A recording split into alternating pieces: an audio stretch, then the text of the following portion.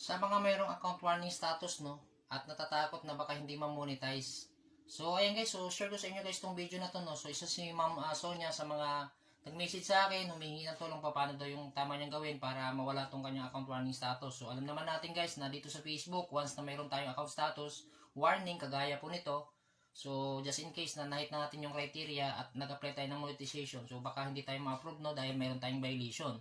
So, isa ito sa mga dahilan kung bakit di tayo na-approve. So, based dito sa aming usapan guys, so sinend ko sa kanya yung message, no? Sinend ko sa kanya yung conversation namin, kung paano niya i-report, paano siya magkasabit ng appeal. So kung makikita nyo guys, so ayan nga guys, mayroon siyang account warning status, no? May sign, may kulay dilaw, no?